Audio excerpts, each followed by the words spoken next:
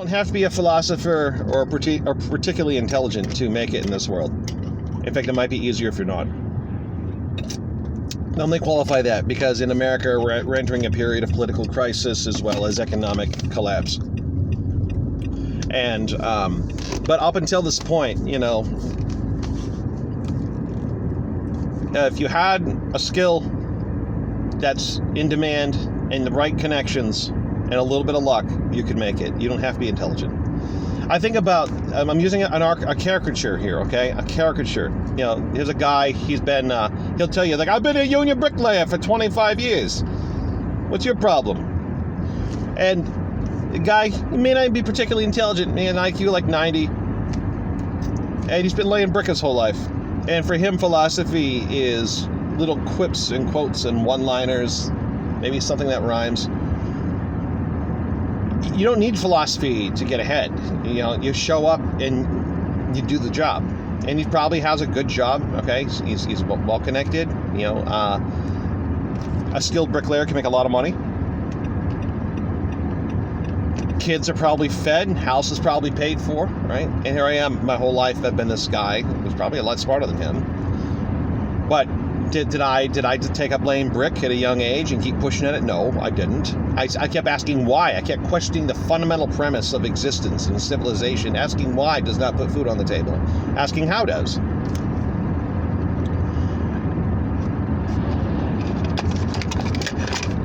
Asking how, and then again, learning something useful, having a connection that'll let you get in somewhere, and of course, a little bit of luck. Luck is part of it. A lot of people who, like, luck was on their side, you know, they managed to nat 20 a lot of the major points in life. Like, you just gotta try. Just gotta try. Because they can't get out of their own mental space, their own life experience. They assume that their life experience is the experience.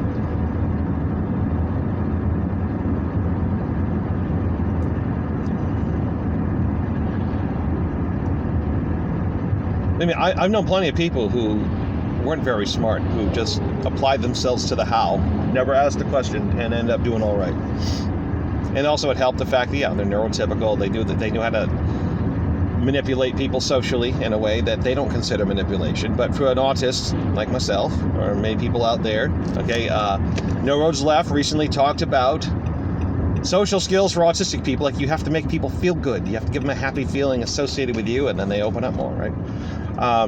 He's correct on that point. He's accurate, but, like, it doesn't feel authentic, does it? You're autistic. You're like, no, I'm not gonna conspire to give someone a happy feeling in their head. Like, well, okay. I understand that. It feels fake. But you realize you're dealing with people who are basically emotional androids. They're like Mr. Data from Star Trek: The Next Generation, but instead of being this rational creature that eventually gets an emotion chip, they're an emotional creature that has a rational chip that they turn on and turn off occasionally. Right? If they need to solve a problem, they engage the rational toolkit, and then they put the rational toolkit away and they're back running on emotional impulses again. And since you're not neurotypical, that part of your brain doesn't work right. All you have is the analytical toolkit, so it's on all the time. I understand that.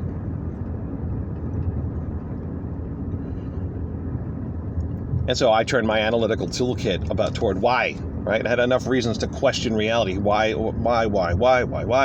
So I've been preoccupied my whole life, and asking why does not put food on the table.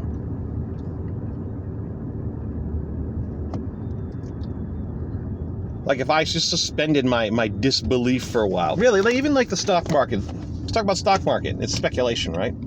It's speculation. The value of the so-called asset, which isn't an asset, it's an entry in a computer database, right? You can get rich by buying and selling pre-existing things, such as entries in a computer database, without actually creating any material wealth whatsoever. That's the part that I always said, why should I be compensated for that? Instead of just saying, too bad, that's how it works right now, so you might as well play along.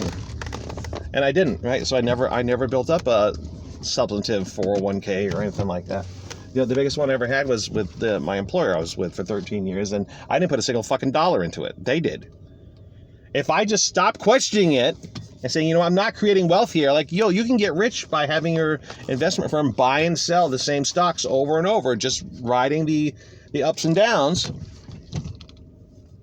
You haven't built anything, created anything new. You're just speculating in estimated value of an electronic asset.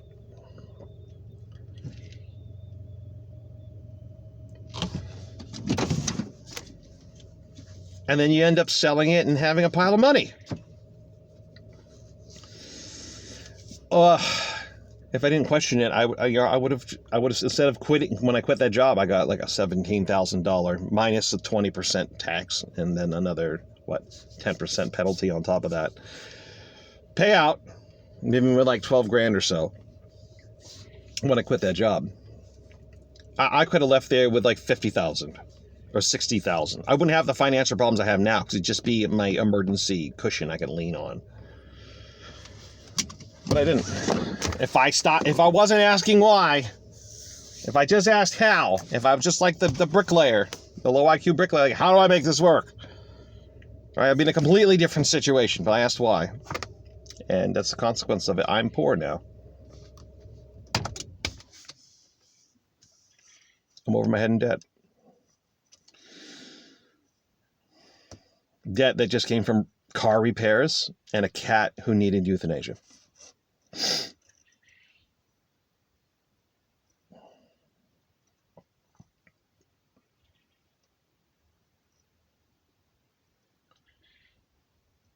And here we are.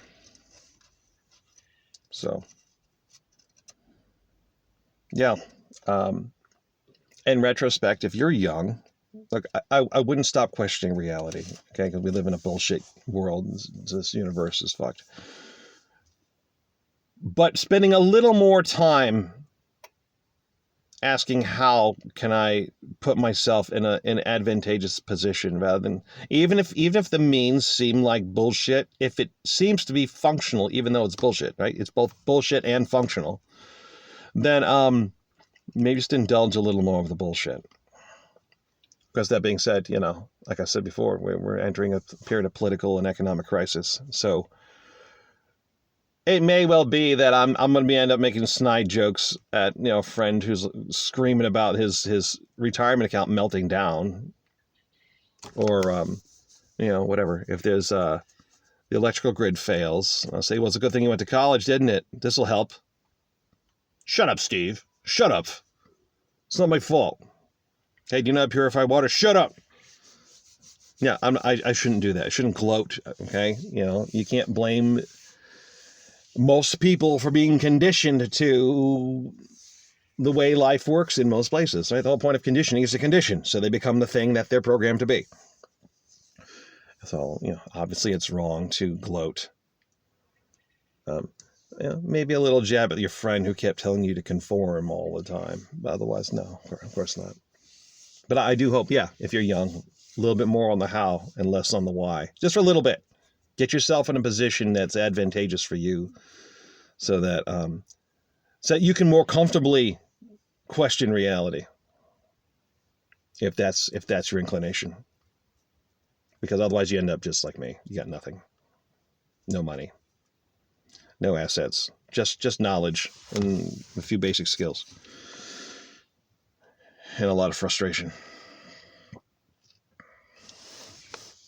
Thanks for watching.